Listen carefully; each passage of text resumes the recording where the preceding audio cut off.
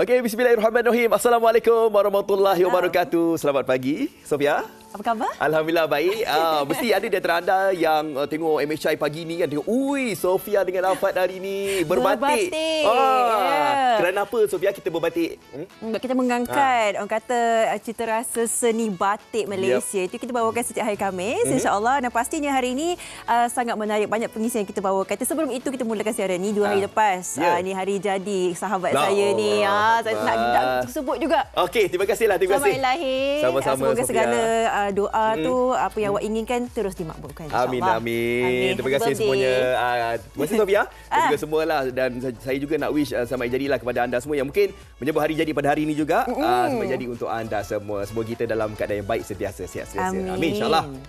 Okey Sofia, hari ni kita dah pun masuki hari Khamis. Hari ni 15 hari bulan Februari 2024. Pejam celik ya. Pejam celik, kita dah pun memasuki pertengahan bulan Februari. Betul. Dan ada juga di antara anda yang berada di kampung mungkin sebab sekarang cuti sekolah, mungkin ada kesempatan lah kan sempena dengan Tahun Baru Cina. Mereka mungkin berancang minggu depan baru nak pulang ke rumah masing-masing insya-Allah. Dan tak lama lagi kita akan memasuki bulan Ramadan. Tak lama lagi saya tak sampai sebulan, 26 27 hari macam tu. So siapa rasanya memerlukan satu kata mungkin anak kecil yang kita kena memberikan mereka pendedahan dan sebagainya. Itu masalah saya.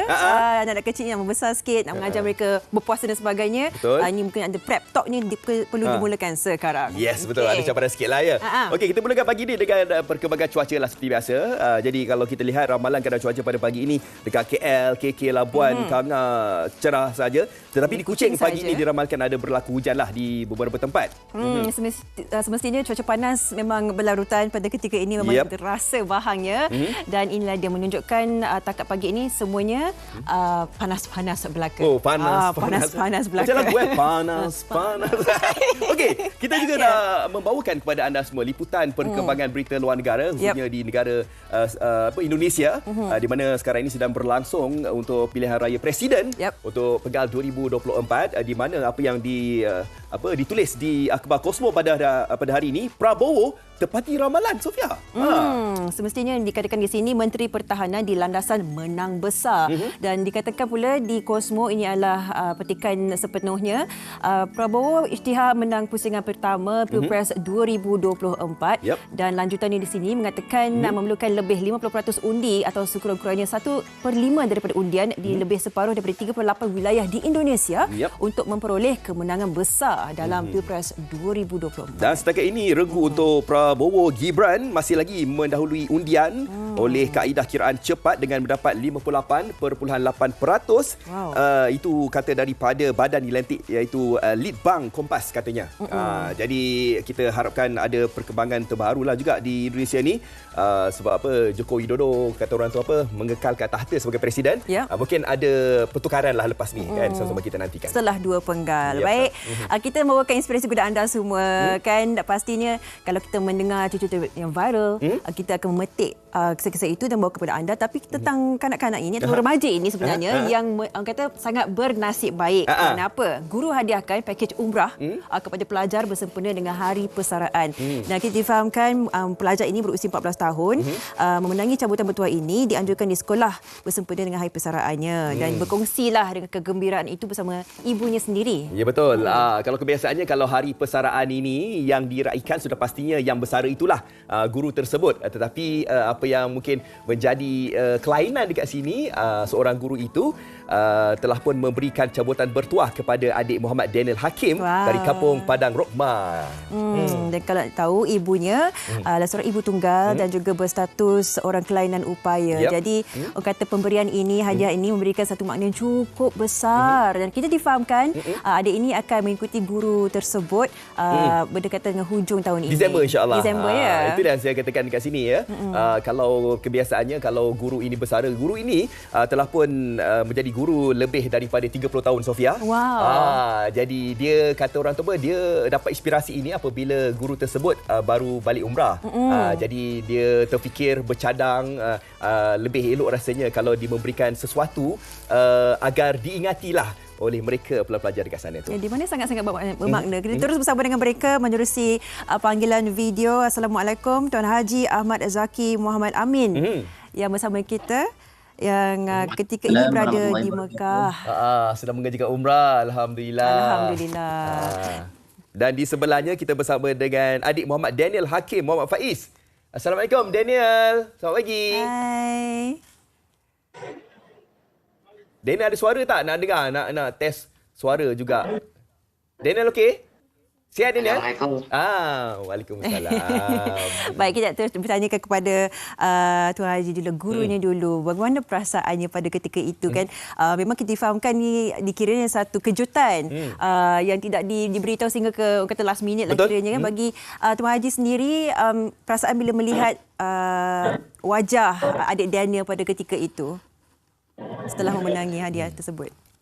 Bila panggil nama tersebut, saya teruja insan yang oleh Allah SWT memang tepat padanya pada tersebut. Sebab raja merupakan salah seorang kerajaan yang tidak ada masalah disiplin dan berada di tingkatan yang terpilih teratas lah. Jadi saya rasa tepatlah pilihan nombor tersebut dan saya bersyukur kepada Allah SWT kerana pilih tetamunya yang amat tepat sekali. Tuan Haji mungkin boleh ceritakan sikit lah kan momen tatkala dapat inspirasi ilham tu katanya apabila menunaikan umrah. Lepas tu macam mana boleh tercetus idea? Adakah sebelum mengerjakan umrah ataupun semasa dalam perkhidmatan pun Tuan Haji sendiri dah pun berfikir, anda kata kalau saya bersara nanti saya akan memberikan sesuatu untuk para pelajar. Jadi bilakah idea itu muncul untuk memberikan sesuatu kepada pelajar ini, Tuan Haji? Sebenarnya idea ini muncul selepas saya kembali pada umrah Disember baru ni. Jadi saya sebelum pencen saya rasa apalah sumbangan yang aku akan beri kepada anak didik aku ni untuk dikenal sepanjang masa. Dan sebenarnya saya dengan anak didik saya ni amat rapat dan sebahagian daripada anak didik saya dipanggil saya Abah. Jadi saya rasa sumbangan yang terbaik bagi saya untuk anak didik saya ialah saya rasa nak bagi umrah full package. Jadi idea tersebut saya pendam sehinggalah saya beritahu pada keluarga saya. Kemudian semua keluarga saya amat-amat sokong, setuju. Kemudian saya maklumkan pada pengetua pada hari Ahad 4 bulan 2. Kemudian pengetua pun amat teruja dan ucap terima kasihlah kerana membuat sesuatu yang terbaik untuk sekolah. Alhamdulillah. Kita nak bertanyakan kepada adik Daniel. Kita bila membaca artikel tersebut disebutkan Daniel macam tak percaya bila kali pertama nombor awak tu disebut, awak tunggu sekejap. Bila sebut lain sekali baru macam okey betul, ini adalah betul. Macam mana perasaan ketika itu Daniel? Boleh kongsikan bersama kakak dengan abang? Saya sangat bersyukur. Daniel? Ya. Macam mana Daniel? Perasaannya? Okey, mungkin sedikit kekangan data di situ. Tapi melihat senyuman Daniel di sini nampaklah kan. Dan mungkin tanyakan kembali kepada Tuan Haji. Tuan Haji, bila kita mengenali adik Daniel ini dan mengetahui bahawa dia juga mempunyai seorang ibu tunggal berstatus OKU dan sebagainya. Bagaimana perasaan itu buat Tuan Haji juga bila dapat membantu seorang insan seperti ini? Bila saya dapat tahu bahawasanya adik Daniel ini seorang pelajar tingkatan 2, tidak ada masalah disiplin, dan apabila saya tahu bahawasanya ibu dia adalah ibu tunggal dan OKU, saya sendiri pun terharu sebenarnya, terharu dan menitis air mata. Saya rasa memang pelajar ini adalah pelajar yang tepat pilihan Allah SWT. Alhamdulillah ya. Itulah dia dalam ramai-ramai pelajar itu adik Daniel terpilih. Betul. Jadi segala suratan itu memang dah pun ditentukan olehnya. Dan dengan itu kita ucapkan terima kasih kepada Tuan Haji Ahmad Zaki Muhammad Amin dan juga adik Muhammad Daniel Hakim Muhammad Faiz di meluangkan masa. Semoga Daniel ini dapat satu pengalaman yang sangat indah sekali apabila khususnya dapat pergi dengan Tuan Haji nanti pada Disember tahun ini juga. Betul. Alhamdulillah. Okey, alhamdulillah, dan kami doakan semoga segala amal ibadah bakal dikerjakan nanti mendapat keridaan Allah SWT. Semoga mendapat umrah yang mabrur. InsyaAllah. Okey, baik, terima kasih. Ucapkan kepada Tuan Haji Ahmad Zaki. Semoga selamat dia pulang ke tanah air bersama dengan keluarga tercinta. Itu adalah usaha yang sangat murni. Dan selamat bersara lah. Betul. Alhamdulillah. Itu perjuangan yang panjang 30 tahun berkhidmat ni kan, dan memberikan satu kata sentimen yang sangat indah kepada seorang pelajar, seorang insan. Saya rasa itu perkara yang sangat luar biasa. Betul, itu adalah sumbangan yang sangat dinanti-nantikan lah kepada anda yang bergelar sebagai seorang guru. Baiklah, kita nak ke topik kita pada hari ini, Sofia. Betul. Kita nak bercakap tentang apa, Sofia, kali ini? Topik ini mengenai harga makanan jalanan mahal. Orang kata street food ni memang meriah, macam-macam jenis, macam-macam variasi. Macam awak memang suka makan street food? Oh, saya memang suka makan street food. Harga macam mana? Harganya tengok tempat. Tengok tempat. Kadang-kadang, tapi sekarang ni bukan nak cakap apalah, memang harga pricey sikit lah, agak mahal jugalah. Kuala Lumpur ni, kat Kuala Lumpur ni contohnya ada makanan trending dan sebagainya, komboni dan sebagainya. Betul. Kan. Harganya boleh saing dengan harga di pusat beli belah ya. Itu ada orang cakap macam lebih baik kita makan kat restoran mewah. Kalau makan kat jalanan tu ingatkan yalah kadang kita membuat pilihan nak makan dekat jalanan ni dengan ceritanya lebih murah. Tapi tengok-tengok lebih kurang je harganya kan. Betul. Kita saksikan bagaimana tinjauan sebenar mengenai dengan harga makanan street food ni. Ya. Jom. Lokasi gerai yang strategik tanpa perlu memasuki mana-mana premis makanan merupakan antara faktor makanan jalanan atau lebih sinonim dengan panggilan street food semakin mendapat tempat dalam jiwa masyarakat Malaysia. Variasi menu serta juadah yang ditawarkan membuatkan pembeli kecoh aliu sekaligus teruja untuk berbelanja. Namun dengan kedudukan ekonomi negara yang tidak menentu, ada suara-suara sumbang dan rungutan dalam kalangan pembeli yang mendakwa harga makanan jalanan semakin tinggi dan cekik darah. Hakikatnya, mahal atau murah itu bersifat subjektif dan bergantung kepada kawasan serta individu yang melakukan pembelian. Tinjauan kru Malaysia hari ini di sebuah lokasi jualan makanan jalanan di Shah Alam mendapati sesetengah gerai masih mengenakan caj yang sederhana dan berpatutan.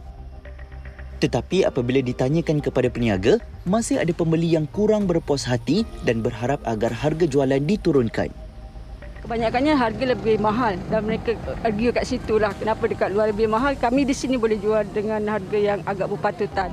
Itu yang jadi apa sekarang ni persoalan dia. Jadi dekat sini kami dapat jual murah pun disebabkan kami terpaksa cut sebenarnya beberapa kos. Jadi itu yang kami masih lagi boleh jual dengan harga yang murah lah. Besok peniaga datang beli dekat saya, dia kata kenapa terlalu mahal sangat sekarang sampai harga macam ni. Saya pun cakap bergantung kepada harga pasaran. Kadang-kadang harga pasaran ada naik, ada turun. So, kita tak boleh buat apa, kita kena ikut harga pasaran. So, diorang pun kadang-kadang diorang faham lah. Dia tak bergantung kepada kedai, dia bergantung kepada harga barang. Sebab harga barang basah sekarang ni, dia tak menentu. Dia semakin menaik dan menaik. So, kalau kata harga barang naik, kita terpaksa menaikkan harga makanan. Tapi kita naik pada harga kadar yang termampu kita lah. Bukan kita lebihkan harga yang menguntungkan kita, macam tu lebih kurang. Berbeza pula dengan tinjauan kami di Festival Makanan di Setia Alam. Ada segelintir peniaga yang meletakkan harga lebih tinggi daripada kebiasaan.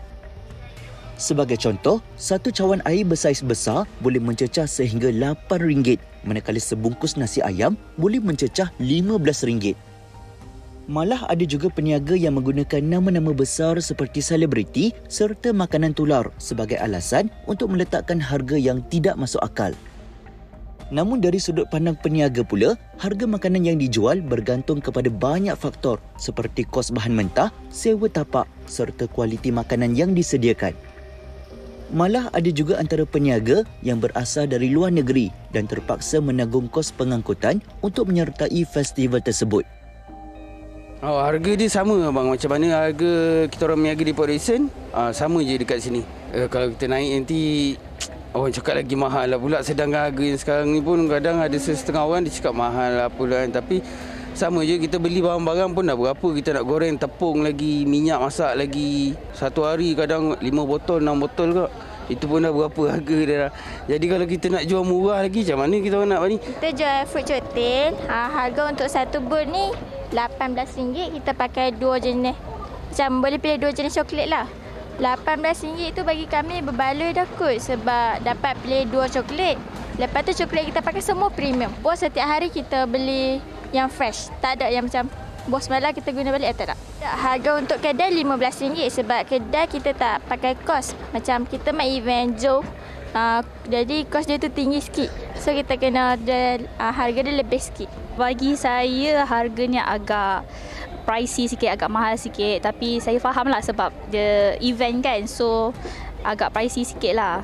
Kita kena pusing-pusing jalan-jalan bukan sebab satu booth je yang mahal. Ada je booth yang lain yang offer harga yang murah kan. So kita kena jalan-jalan pusing-pusing baru kita jumpa harga yang berpatutan. So far harga dia memang ada markup sikit lah, lebih sikit daripada tempat biasa. Tapi disebabkan banyak variety and then tempat ni pun bukan selalu ada. So berbaloi jugalah sebab kita boleh cari benda yang viral tu dekat satu tempat. Diorang pun ada kos-kos dia yang tersendiri. So so far okey lah, boleh terima. Seperti menarik rambut dalam tepung, rambut tidak putus, tepung jangan berserak. Kedua-dua pembeli dan peniaga harus bertimbang rasa dan mempunyai persefahaman bagi mewujudkan solusi menang-menang tanpa merugikan mana-mana pihak. Memang seronok kan kalau kita macam meninjau makanan street food. Dan lagi awak ni pergi macam-macam acara yang memang street food, makanan jalanan. Jadi tapi itulah dia. Persoalan di tanda harga tu, adakah diletakkan sejujurnya? Adakah kata contoh kalau jual burger premium, sesuai ke tak sesuai jual RM25 dan sebagainya. Itulah, apa yang menjadi tanda aras? Tanda aras kan. Tadi Sofia ada cakap memang saya memang biasalah kan buat event apa semua. Memang betul. Kebanyakan tempat yang saya mengacarakan program street food ataupun makanan jalanan ni memang agak mahal sikit. Bukan sebab apa? Sebab apabila ditanyakan kepada para peniaga ni, mereka katakan bahawa sewa tapak itu mahal. Oleh organizer-organizer yang telah pun tetapkan harga itu. Atas sebab itu mereka terpaksa menaikkan harga jualan. Itu orang cakap, tak payah beli kat event, beli dekat kedai apa semua kan. Murah sikit. Murah sikit kan. Jadi kita nak bercakap tentang kali ini isunya adalah harga makanan jalanan ni yang terlalu mahal. Kita terus bersama dengan Tuan Syamsul Nizam Khalil, Timbalan Ketua Pengarah Operasi Bahagian Penguatkuasa KPDN dan Kos Sara Hidup. Assalamualaikum Tuan. Assalamualaikum Puan. Saya melihat senyuman di wajah Tuan. Pastinya banyak info yang boleh kita dapatkan hari ini. Sebagai permulaannya, Tuan, kita melihat harga yang orang kata begitu besar sangat jurang perbezaan dia. Apakah pendapat dan juga pandangan berdasarkan pemantauan on ground? Terima kasih. Pertama, terima kasihlah kepada MHI kerana menjemput KPDN lah untuk berkongsi beberapa perkara ini dan juga kepada Fazli dan Sofia lah. Dan berdasarkan kepada video yang disiarkan tadi dan komen-komen daripada peniaga, pengguna dan juga yang saya tertarik dengan yang last sekali tadi yang petikan oleh pengulas tadi mengatakan bahawa sepatutnya peniaga dan pengguna ni berada dalam situasi win-win, menang-menang, di mana peniaga boleh menjalankan perniagaan, mencari pendapatan, pengguna mendapat pada harga yang munasabah dan berpatutan. Pada hari ini di mana kita lihat dari segi KPDN adalah fokus kepada mengawal kos sara hidup, kalau kita menguruskan kos sara hidup hari ini. So jadi berhubung dengan street food ataupun makanan jalanan ni, sebenarnya istilah street food ni ialah di mana makanan yang sedia ada dijual di satu tempat, lokasi, dan kini hari ini adalah terhadap pesta dan juga food festival ada kan, di lokasi-lokasi tertentu dan juga food truck Jadi hari ini street food ni menjadi popular dan terkenal. Dan berdasarkan kajian oleh satu Street Food City Index yang dibuat oleh MyLate List ni, kita dapati bahawa terdapat 30 negara, bandar-bandar seluruh dunia yang terbaik dalam segi food street ni. Termasuk di Malaysia ada 2, di Kuala Lumpur dan Pulau Pinang. Di 2 lokasi ni memang terkenal lah, kita pun tahu kan. Jadi oleh itu, dan indeks yang dibuat ini adalah antaranya mengikut jumlah penjual makanan jalanan dan juga harga makanan yang dijual itu adalah rendah. Jadi bila rating ini dibuat, maksudnya Kuala Lumpur dan Pulau Pinang ini adalah termasuk dalam kategori yang jumlah penjualnya ramai dan juga harganya adalah rendah. Jadi kita perlu kekalkan perkara ini. Jadi tapi hari ini situasi nampak macam ada rungutan daripada pengguna mengatakan bahawanya harganya agak tinggi berbanding dengan premis perniagaan yang disewa. Jadi oleh itu jadi berdasarkan kepada kajian kita dapati bahawa terdapat beberapa faktor lah seperti mana yang telah nyatakan tadi lah. Dan kita dapati bahawa terdapat lokasi-lokasi jualan oleh food street ini dan dikawasi oleh PBT lah, maksudnya perlu dalam kawalan PBT lah sewa. Biasanya sewa PBT ni lebih rendah. Terdapat juga lokasi-lokasi di mana penganjur yang menyewa daripada VVT dan menyewakan balik kepada food street ini. Jadi mungkin faktor-faktor itulah antara sebab kenapa berlakunya harga yang berbeza-beza. Satu tempat itu bagi menjual barangan yang sama. Jadi oleh itu hari ini kepada KPDN kita win-win situation perlu berlaku di mana peniaga dapat menjalankan perniagaan dan pengguna boleh membuat pilihan. Jadi hari ini kita punya tagline untuk KPDN adalah supaya semak harga sebelum beli. Kita bukanlah nak katakan bahawa kita nak memboikot dan sebagainya, tetapi lebih kepada kita punya kawalan ke diri kita dan juga kita lihat di segi komen-komen. Sebab street ni adalah hari ini orang mendapatkan maklumat mudah di mana mereka akan tengok komen itu. Kadang-kadang ada kata viral sedap, tapi ada setengah orang tak mencapai cita rasa dia kan. Tak tegak juga. Jadi faktor-faktor ni memainkan peranan. Jadi pengguna ada pilihan. Jadi kita pula di pihak KPDN kita ada price catcher. Di mana price catcher ni kita ada 400 lebih barangan. Di mana boleh membandingkan harga-harga itulah. Jadi maksudnya kita ada tengok lihat pengguna boleh menggunakan kuasa mereka dan juga peniaga juga. Berdasarkan kepada faktor-faktor tadi kita tahu dia ada kos dia, dia ada katanya bahan premium dan sebagainya.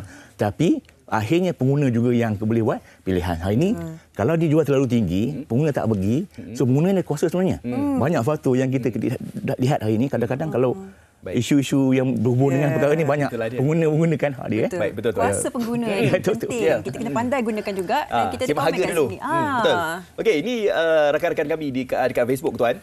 Kata daripada Zahid Paan kata betul ada jumpa harga makanan dan minuman hampir sama seperti harga restoran dekat fast food. Okey, lepas tu Ahmad Al-Jeffrey. Dia kata apa Sofia tu? 2 hari lepas ingat nak support gerai jual nasi lemak. Minta bungkus nasi goreng yang dah siap goreng, telur mata, seketul ayam, Nescafe RM20. RM20. Oi.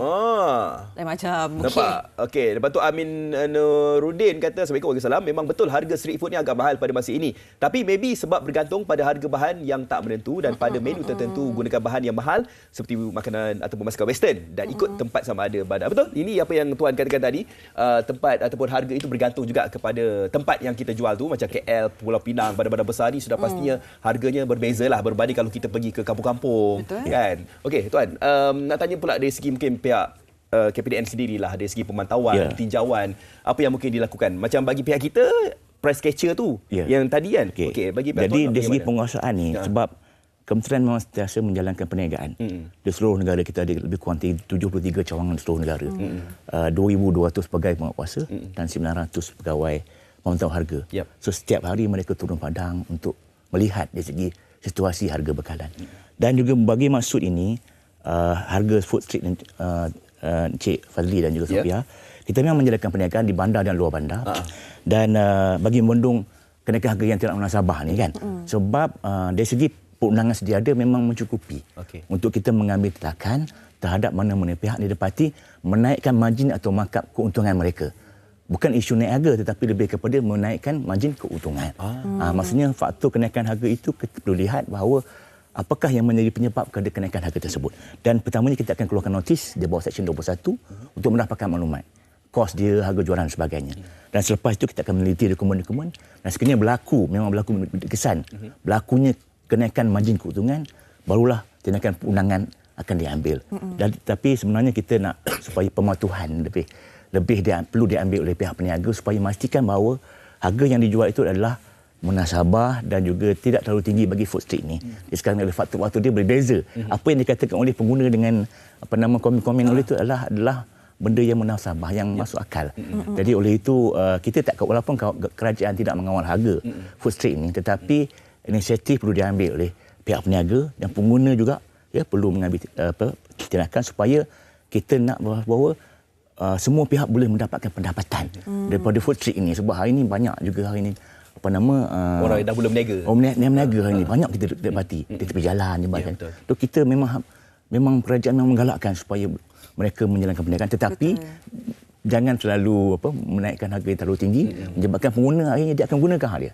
Dia akan pergi tempat yang viral tapi harga yang munasabah. Itu yang menjadi pilihan mereka. Jadi itulah kita akan lihat dari segi pemeriksaan, kita akan lihat dari tanda harga.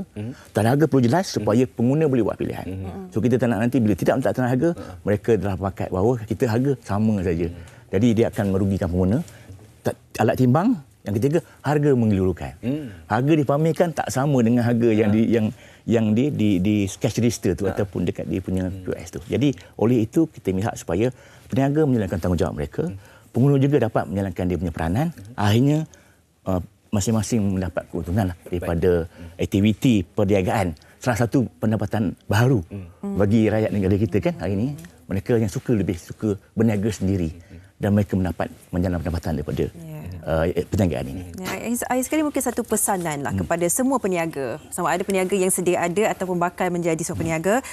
Kira kita tahu hak kita sebagai pengguna dan bagaimana pula tindakan yang bakal dikenakan sekiranya mereka ni berdegil, mungkin dia ada sebab-sebab sendiri yang mengatakan harga macam ni memang kita kena kekalkan supaya orang kata dapat margin yang tinggi dan sebagainya. Ini orang kata berkelompok kan. Bagaimana satu pesanan yang sedikit tegas bagi mereka yang nak menjalankan perniagaan ini supaya lebih bermuhasabah, Tuan? Walaupun kerajaan tidak mengawal harga, tetapi kerajaan telah ada undang-undang yang mewajibkan setiap peniaga meletakkan tanda harga di bawah Perintah Kawalan dan Anti Pencacutan, perniagaan harga oleh bagi barangan dan caj perkhidmatan. Bukan barangan saja, termasuk caj perkhidmatan. 2020 di mana mereka wajib meletakkan tanda harga.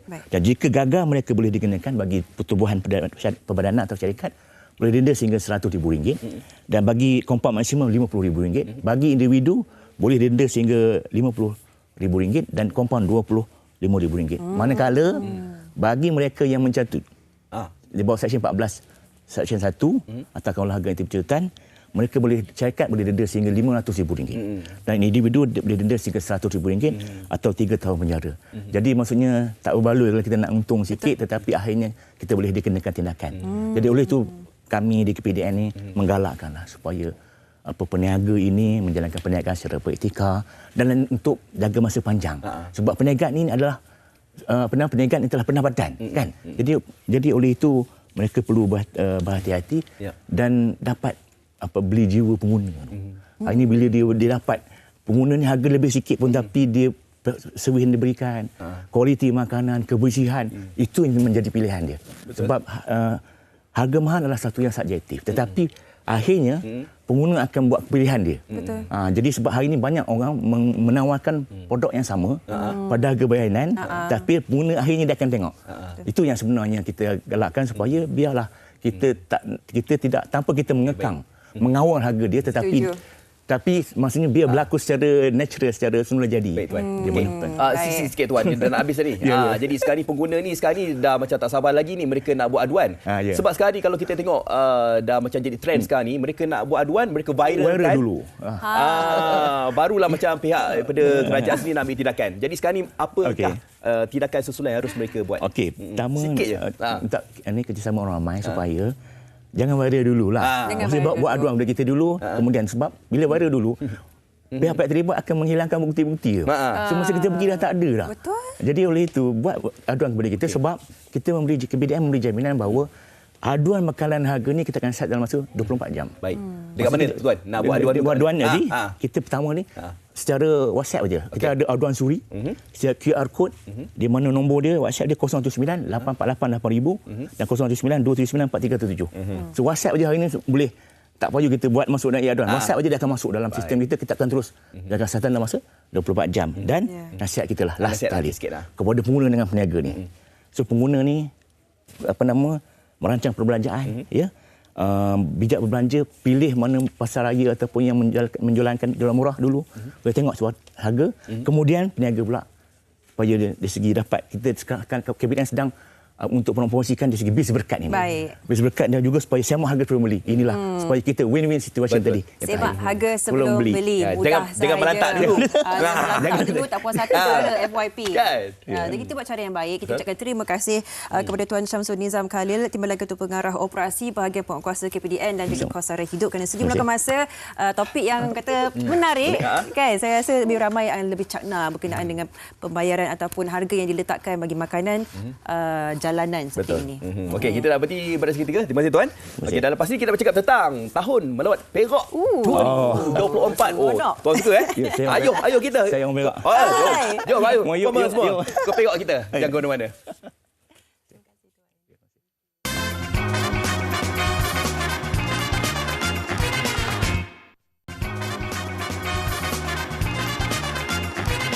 Okey, Malaysia hari ini kini kembali. Ini untuk anda semua yang tengok Malaysia hari ini ni, Satu Malaysia ni, kami nak sarankan supaya anda semua pergi dekat Perak sempena tahun melawat Perak 2024. Dekat Perak ni macam-macam tempat, macam-macam makanan-makanan, semuanya sesedap belaka. Jadi kita nak fokuskan di daerah Manjung Perak, apa yang menarik ada dekat sana. Terus saja saya nak kenalkan kepada anda semua dua orang tetamu di sebelah saya, Tuan Isamuddin Ibrahim, Pengarah Jabatan Pembangunan Komuniti Majlis Perbadaran Manjung. Terima kasih Tuan. Terima kasih datang. Dan di ujung sana kita bersama dengan Puan Nadia Saruan, Pengarah Unit Pengurusan Pulau Bebas Cukai Majlis Perbandaran Manjung. Orang Perak sebut Manjung macam mana? Sama. Dengan terkeliru ada Manjoy kan. Itu tempat lain. Ini Manjung ya. Okey. Kita bercakap tentang kali ini tahun melawat Perak 2024 dan daerah Manjung merupakan salah satu daerah di negeri Perak yang berpotensi lah untuk menjadi tempat pelancongan khasnya untuk anda datang ke sana. Dan justru itu, apakah mungkin ada persediaan yang mungkin telah pun dirancang daripada pihak Majlis Perbadaran Manjung untuk menarik orang datang ke daerah Manjung itu sendiri. Silakan Tuan. Terima kasih Tuan. Okey, Assalamualaikum warahmatullahi wabarakatuh. Salam. Terima kasih kepada MSI TV3 yang telah menjemput Majlis Perbadaran Manjung. Untuk makluman semua, kita tahun ini adalah tahun melawat Perak 2024 yang telah dilancarkan oleh Yang Berhormat Menteri Besar Perak pada awal Januari yang lepas lah. So daerah Manjung tidak terkecuali lah untuk mengambil bahagian bersama untuk kita mempromosikan daerah Manjung ni sebagai salah satu destinasi pelancongan yang utama lah. Kita anggap yang utama jugalah dalam negeri Perak, sebab kita merekodkan hampir setiap tahun 2 juta pelancong domestik ataupun luar negara yang datang ke daerah Manjung. So insyaAllah untuk perancangan bagi tahun 2024 bagi tahun melawat Perak khususnya di Pentadbiran Manjung melalui Jabatan Pembangunan Komuniti Sosial bahagian pelancongan Majlis Perbadaran Manjung, kita telah merangkakan pelbagai aktiviti ataupun atur-cara ataupun event sepanjang tahun yang akan bermula insya-Allah pada bulan Februari ini sehinggalah pada bulan Disember 2024 sebagai orang ketarikan untuk pelancong datang ke Manjung. Dan paling hampir sekali insya-Allah pada bulan Februari ni, pada bulan ni kita akan mengadakan satu pesta di Pantai Peranginan Teluk Batik yang dinamakan sebagai Pesta Teluk Batik, yang mana kita akan menyediakan pelbagai atur-cara ataupun event-event yang menarik yang boleh mana semua orang boleh datang ke daerah Manjung khususnya di Teluk Batik dan di sekitar Teluk Batik, di antaranya Lumut, Pulau Pangkor dan juga di Seri Manjung. Dan antara aktiviti untuk Pesta Teluk Batik yang insya-Allah yang kita akan jangka akan diadakan pada 21 sehingga 25 di Teluk Batik dan 26 hingga 29 di Pulau Pangkor. Antaranya adalah seperti kita ada Pesta Sukan Rakyat, lepas tu kita ada food hunter, pameran kraft tangan, lepas tu aktiviti pantai dan juga aktiviti air. So mari kita datang ke orang kata Teluk Batik untuk meriahkan pada 21 hingga 29 hari bulan ni di Teluk Batik dan juga Pulau Pangkor. Dan insya-Allah seterusnya pada bulan Disember saya promote sikit untuk event yang kita rasa akan berskala besar yang melibatkan Kerajaan Negeri Perak, khususnya untuk penutup tahun melawat Perak 2024 yang akan diadakan pada hujung tahun Disember 2024, yang mana kita dah lama tak adakan Pesta Laut Pangkor Lumut 2024 mana yang kecil-kecil ni saya ada yang mengimbau kenangan naik kapal layar, tengok kapal kapal hiasan atas laut dan macam-macam lagi aktiviti di tepi laut yang melibatkan maritim. Insya-Allah kita akan adakan bersama dengan kerjasama dengan Kerajaan Negeri pada bulan Disember nanti, iaitu Pesta Laut Pangkor Lumut 2024 insya-Allah. Secara tuntasnya MPM secara komited ni lah kami akan bersama-sama dengan Kerajaan Negeri Perak dan juga Tourism Perak untuk menjayakan tahun melawat Perak 2024 secara keseluruhannya. Baik, apa produk pelancongan dan juga apa daya tarikan yang ada dekat Manjung itu sendiri? Cik Isamuddin. Ya. Alright, sambung terus. Kita ada 2 minit lagi ni. 2 minit lagi. Allahuakbar. Okey, untuk produk-produk di Manjung ni, daerah Manjung khususnya, kita tahu Manjung ni adalah tepi laut. Tepi laut kita ada yang paling hampir kita ada pemata negeri Perak, iaitu Pulau Pangkor sendirilah. Yang kita dah tahu dia dah direkognize sebagai Pulau Bebas Cukai pada 1 Januari 2020. Dan yang lainnya di dalam daerah Manjung kita ada pantai-pantai yang cukup cantik dan unik. Dalam Perak ni yang ada pantai di daerah Manjung. Betul. So kita ada Teluk Batik, kita ada Teluk Senangin, dan yang terbaru kita ada pantai Kota Kulit Kerang di Pantai Remis. Selain daripada itu juga kita juga ada pelbagai-bagai apa orang kata jenis makanan yang cukup popular dalam daerah Manjung. Yang pertama sekali adalah pasti makanan-makanan seafood ataupun makanan-makanan laut. Dan yang terbaik yang kita rasa kita boleh jual kepada pelancong-pelancong yang akan datang ke daerah Manjung, insya-Allah kita ada 2 pusat konservasi penyu. Di Segari dan juga di Pulau Pangkor. Baik. Okey, cerita Puan Nadia. Apa yang menarik ada dekat Pulau Pangkor dan mungkin apa daya tarikan untuk mereka datang ke Pulau Pangkor? Seminit lagi ni. To make it short. Okay. Pangkor is a very small island. So jadi kat sana dalam 22 km, what you will see, pertama masuk je dekat Pangkor, you have to go to, kena pergi dekat pantai, Bandar Teluk Nipah dan juga Pantai Pasir Boga, which is dekat sana ada activity, water sports activity, and orang-orang kat sana baik dan semuanya sangat-sangat mesra. And then other than that, kita ada kedai bebas cukai. Kita ada 13 kedai bebas cukai. Other than that, kita juga ada tinggalan sejarah iaitu Kota Belanda dan juga Batu Bersurat. Dan selain daripada itu, kita terkenal dengan rumah ibadat yang very iconic, iaitu kita ada Masjid Terapung dan juga Masjid Cina. Selain itu kita ada Kuih Seri Patira Kaliaman dan juga Tokong Pulingkong. Dan yang paling best sekali, nature yang ada dekat Pangkor ni. Kita ada, kalau nak tengok burung enggang, kita boleh pergi feed hornbill. Ada dan that, kita baru-baru ni fenomena air surut dekat Pulau Giam. Dan yang paling penting, kalau pergi dekat Pulau Pangkor, kena try mi laksa, laksa mi Pangkor dan juga cucu udang. Semua-semua tu memang sedap. Okey, itu yang menarik ada dekat Pulau Pangkor lah. Okey, ada 10 saat ni. Mungkin Cik Sabudin wawarkan kepada penonton supaya mereka datang khususnya ke daerah Manjung itu sendiri. Silakan. Okey, saya menjemput semua sekali yang ada untuk keseluruhannya dalam rakyat Malaysia dan juga kepada yang luar negara lah. InsyaAllah kita jemput untuk ramai-ramai mau datang ke Perak, utamanya ke daerah Manjung. Kita sajikan, kita tawarkan pelbagai aktiviti-aktiviti menarik daripada atas darat sampailah atas laut. Dengan beraneka makanan. Kita juga nak mempromosikan satu produk khas daripada Majlis Permanjung bersama dengan NGO, iaitu yang kalau tuan-tuan puan boleh lihat di atas meja ni, kita ada produk eksklusif yang terbaru daripada MPM, iaitu Romah Batik, yang mana melibatkan pembuatannya melalui nature to nature. Daripada daun pokok payu bakau pergi kepada kain untuk kita cop sebagai beg, kita boleh tengok sini ada kain dan juga ada baju. Selain daripada itu kita ada ikan buntal lah yang betul ikonik di atas Pulau Pangkor. Boleh dapatkan. Baik, itu yang menarik ada dekat Pulau Pangkor, khususnya di daerah Manjung. Jadi anda semua disarankan untuk anda datang ke negeri Perak ini bersempena dengan Tahun Pulau Perak 2024. Terima kasih diucapkan kepada Encik Isabuddin dan juga Puan Nadia. Saya baru balik Teluk Senangin. Okey. Kita berhenti pada ketiga. Jadi anda jangan ke mana-mana. Okay.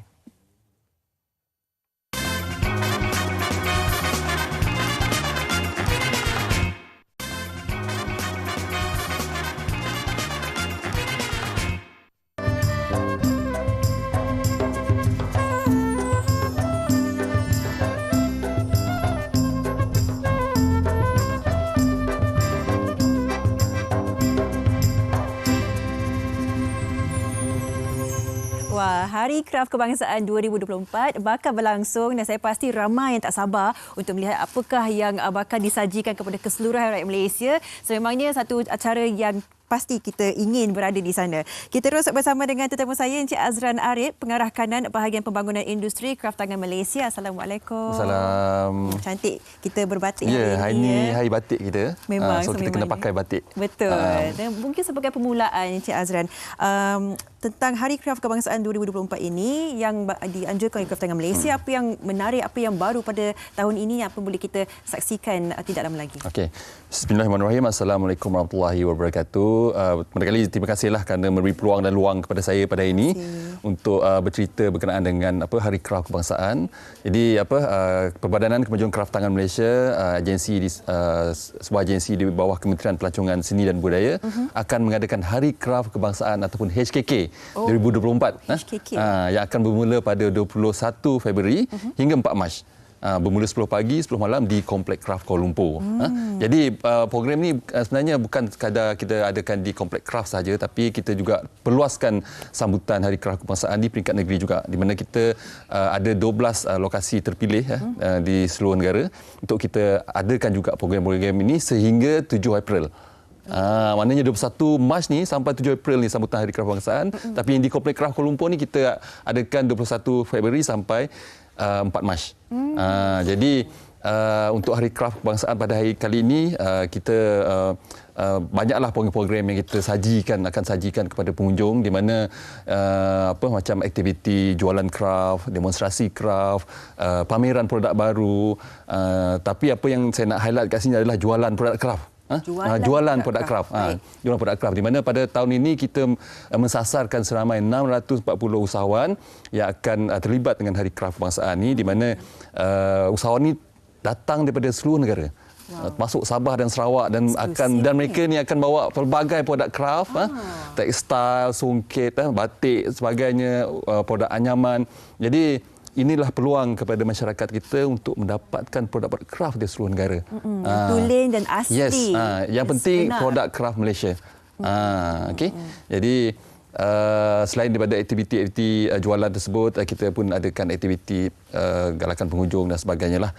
Dan pada tahun ini pun kita adakan satu sikit kelainan, di mana kita menjemput ataupun kita mengadakan demonstrasi kraft daripada peserta luar negara.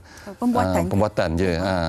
Kita ada daripada tahun ini kita ada daripada China, kita ada daripada India, kita ada daripada Uzbekistan, dan kita ada daripada Thailand. Tujuannya kita nak bagi experience sebenarnya kepada, bukan sahaja kepada usahawan kita sendiri yang terlibat tu, tapi juga kepada masyarakat yang datang tu. Selain dia boleh tengok produk kraft kita sendiri, dan kita boleh berkongsilah melihat kepakaran ataupun keaslian atau kehalusan produk kraft daripada luar ni, supaya inspirasi kepada kita juga untuk meletakkan produk kraft kita ni lebih jauh lagi. Ya, satu apresiasi dan juga penghargaan bagi satu elemen yang telah lama berada dengan kita, dan mungkin bagi satu konsep yang dipilih bagi tahun ini, bagi Hari Kraft Kebangsaan 2024, seiring dengan peredaran zaman dan sebagainya, apakah konsep yang telah pun dipilih? Okey, sering kita perkatakan ini kraft Malaysia. Ini produk kraft Malaysia, bukan produk lain. Ini produk kraft Malaysia. Jadi konsep ini kraft Malaysia ini kita terapkan pada Hari Kraft Kebangsaan pada tahun ini, dan ini kita akan teruskan melalui kempen-kempen yang kita adakan pada tahun ini juga. Di mana ini kraft Malaysia ini merupakan kita cuba nak menonjolkan ataupun memberi pengalaman ataupun pengetahuan kepada masyarakat. Inilah produk kraft Malaysia. Di mana melalui aktiviti-aktiviti yang kita adakan semasa Hari Kraft Kebangsaan nanti, di situlah maklumat-maklumat yang boleh dikongsi bersama kepada masyarakat, dan yang paling penting kita nak menggalakkan penggunaan produk kraft itu sendiri. Dan konsep sambutan pada ini adalah Kraft Identity Malaysia. Kraft Identity Malaysia. Dan kita boleh nampak kat situ, kita nak satu identiti yang kita boleh gambarkan Malaysia ni mempunyai produk-produk kraft yang begitu unik sekali. So bila orang luar nampak je produk kraft, dia nampak itulah Malaysia. Betul. Maknanya daripada penggunaan daripada produk yang kita hasilkan, daripada penggunaan motif, reka corak, reka bentuk, penggunaan menggambarkan budaya masyarakat Malaysia sendiri. So kat situ yang kita ingin, sebab melalui pembuatan produk kraft ni dia banyak sebenarnya, bukan kata kita gabungkan elemen-elemen budaya daripada seluruh negara, seluruh negeri, termasuk Sabah dan Sarawak.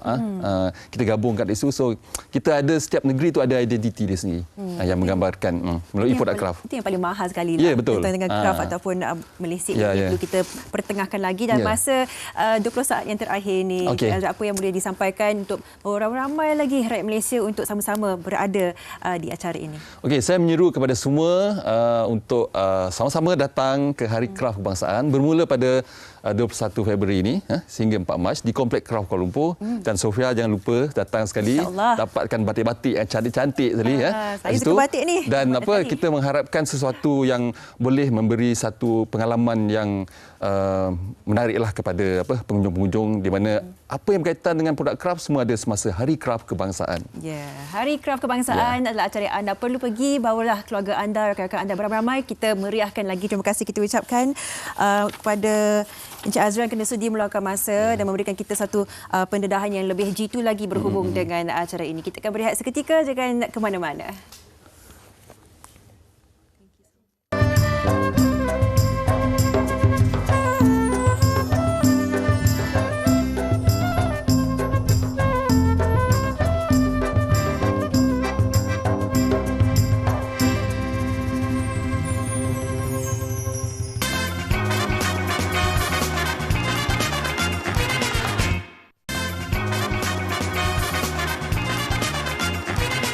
Okey, 10.20 minit pagi kita terus saja nak mencari dana kali ini dalam pembinaan masjid iaitu Masjid Saujana KLIA Darul Ihsan, dan kita ingin terus saja bersama dengan rakan penyampai kami bersama dengan Ustazah Nur Hidayu Muhammad Kamil, pendakwah bebas. Okey, jadi tadi saya pasti Ustazah pun dah lihat tadi perbincangan kami tentang street food yang mahal dan sebagainya, kos sara hidup yang tinggi. Kan ramai juga di antara kita yang macam berkira-kira kalau nak bersedekah tu duk fikir tentang banyak perkara kan. Jadi apa yang mungkin Ustazah boleh katakan tentang perkara ini? Baik, terima kasih kepada hos kita dan juga kepada semua para penonton MHI. Pada hari ini, Assalamualaikum warahmatullahi wabarakatuh. Sebelum saya nak jawab soalan tadi, jom kita lihat bagaimana bagi Nabi Muhammad SAW mengkhabarkan pada kita ketika mana seseorang yang dalam keadaan sihat tubuh badannya dan dia mampu untuk bersedekah dan memberi, tetapi dalam hati dan jiwanya berkira-kira, kedekut ataupun dia bimbang seandainya dia memberi, dia akan jatuh miskin atau kurang harta. Kan yang kita sebut tadi lah ni. Maka jangan risau kerana baginda Nabi mengkhabarkan berita gembira pula, siapa yang dalam keadaan tersebut tetap masih mampu memberi dan bersedekah, maka Allah akan memberikan ganjaran pahala sedekah yang lebih besar untuknya. Maka subhanallah, jom pada hari ini, jom moga-moga kita nak memberi peluang kepada semuanya bersama-sama untuk kita mengambil peluang untuk sedekah, memberi wakaf dan infak khususnya kepada pembangunan Masjid Saujana KLIA. Macam tertera di kaca TV ketika ini, para penonton boleh sama-sama untuk menyumbang secara QR Pay ataupun mengambil nombor yang tertera. Dan masjid ini memerlukan dana pembangunan sebanyak 20 juta ringgit Malaysia. Dan para penonton, moga-moga walaupun dalam keadaan kesempitan ketika ini, tapi kerana kita berusaha untuk membantu dan memberi, juga menyumbang, moga-moga menjadi asbab Allah mudahkan urusan kita di dunia dan insya-Allah di hari akhirat kelak insya-Allah. Dan masjid ini perlu disegerakan pembangunan kerana yang pertama, masjid yang terdekat tidak lagi mampu menampung kepadatan penduduk yang semakin bertambah. Dan juga yang kedua, masjid yang terdekat jaraknya hampir 10 km. Bayangkan, hampir 20 hingga 30 minit jarak perjalanan. Dan inilah yang terpaksa ditempuh oleh masyarakat setempat untuk setiap hari menunaikan solat fardu 5 waktu dan juga solat Jumaat. Bayangkan pula kalau kita yang terpaksa melalui perkara ini setiap hari. Maka jom saya menyeru kepada semua penonton MHI pada hari ini, jomlah sama-sama kita menyumbang. Moga-moga dengan asbab kita menyumbang pada pagi ini, pada bulan Syakban yang penuh kemuliaan ini dan nak dekat dengan Ramadan, moga-moga masjid ini memberikan kelebihan bukan sahaja kepada masyarakat setempat tetapi untuk semua. Kerana apa? Kerana masjid ini juga akan terbina dengan adanya perpustakaan, kemudahan dewan seminar dan juga kemudahan untuk para musafir. Masya Allah, banyak kan kemudahan yang akan tersedia. Maka insya-Allah dengan adanya masjid ini, saya yakin dan percaya para penonton MHI yang mungkin menonton bersama kita pada hari ini mungkin 2 juta penonton MHI yang sama-sama dapat menyumbang semampunya bersama dengan kami. Dan saya yakin pembinaan masjid ini 20 juta yang ingin dicari bakal dapat direalisasikan dan pembangunan masjid ini juga dapat disegerakan. Maka jom, moga-moga kita dapat sama-sama menyumbang, membantu, memberi, dan moga-moga dengan asbab ini Allah membantu urusan kita dunia dan hari akhirat. Saya doakan untuk penonton sekalian. Alhamdulillah, insya-Allah. 20 juta penonton MHI, seorang RM1 dah dapat dah pembinaan masjid. Insya-Allah. Okey, terima kasih diucapkan kepada Ustazah Nur Hidayu Muhammad Kamil bercakap tentang dana pembinaan Masjid Saujana KLIA Darul Ihsan. Terima kasih. Baik, dan semoga sekali usaha kita kan diteruskan dan semoga amal ibadah kita dapat diterima oleh Allah SWT. Dipermudahkan urusan insya-Allah. Okey, kita nak bersama dengan Sofia di ujung sana bercakap tentang rangkuman berita luar negara. Silakan Sofia. Baik, terima kasih Afad. Dan daripada dalam negara, kita akan terus meninjau apa yang berlaku di seluruh negara. Ayo kita saksikan bikisan ini, rangkuman luar negara.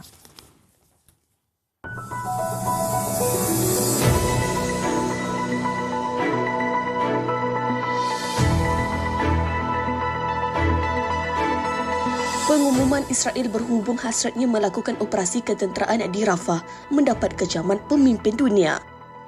Serangan ini dikatakan bertujuan memusnahkan batalion Hamas di bandar dekat selatan semenanjung Gaza. Namun, kebanyakan pemimpin dunia menyifatkan cadangan operasi ketenteraan Israel itu akan mengundang bencana kemanusiaan di bandar yang menjadi lokasi terakhir pelarian Palestin berlindung. Rentetan itu, pemimpin Hamas memberi amaran operasi ketenteraan yang dirancang Israel di Rafah bakal menyebabkan kematian puluhan ribu pelarian Palestin yang berlindung di bandar berkenaan. Sehingga kini, serangan Israel ke atas Gaza telah mengakibatkan sekurang-kurangnya 28,064 orang terbunuh, kebanyakan wanita dan kanak-kanak. Indonesia direkodkan sebagai negara yang mengadakan pilihan raya sehari terbesar di dunia. Dalam pemilihan umum 2024 pemilu yang berlangsung pada 14 Februari itu, rakyat Indonesia akan memilih presiden dan naib presiden baru, parlimen dan penggubal undang-undang. Setiap pengundi akan diberikan 5 kertas undi untuk memilih pasangan presiden dan naib presiden, penggubal undang-undang di peringkat nasional, wilayah dan daerah serta senator wilayah. Dalam pemilu kali ini, terdapat kira-kira 205 juta pemilih berdaftar. Prabowo Subianto telah berjaya memenangi kerusi bagi pilihan raya kali ini sekaligus menjadikan beliau sebagai Presiden Indonesia yang baharu.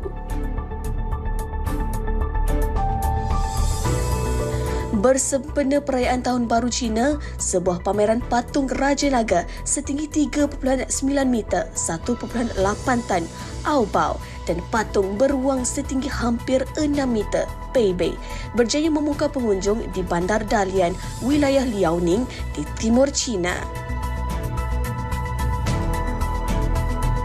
Selain itu, di wilayah Jiangsu dan Zhejiang di timur China, langit diterangi dengan ratusan dron membentuk naga gegasi dan tanglong bagi meraihkan perayaan ini.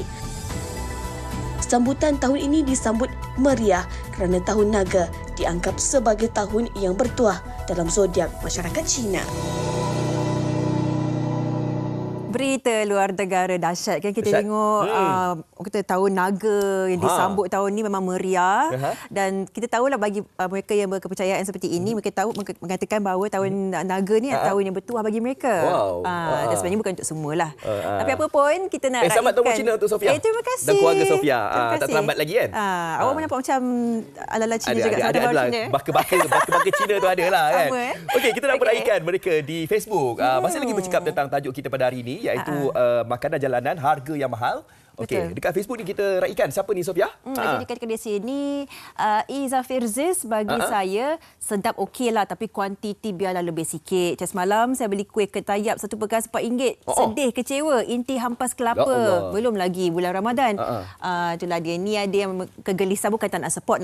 Betul. Tapi peniaga pula orang kata diskaun bahan-bahan tu. Betul. Boleh. Jadilah dia persediaan sebelum Ramadan nanti. Waktu nanti kita pergi bazar Ramadan tu janganlah naikkan harga sembarangan kan. Awak kena buat pemantauan. Yes, saya buat pemantauan nanti. Okey, besok kita bercakap tentang soal wang dengan tajuknya wasiat dan faraid. Ini penting ni bagi kalau ada di antara kita yang nak buat wasiat dan juga pembahagian harta faraid itu nanti. Jangan kita fikir lanjut usia baru nak buat, lambat pula kan. Kita sedia maklum dengan segala informasi. Kita jumpa esok di Amish Eye. Saya Fazli Fuad. Saya Sofia. Jumpa lagi nanti. Jaga diri. Bye-bye. Bye. Assalamualaikum.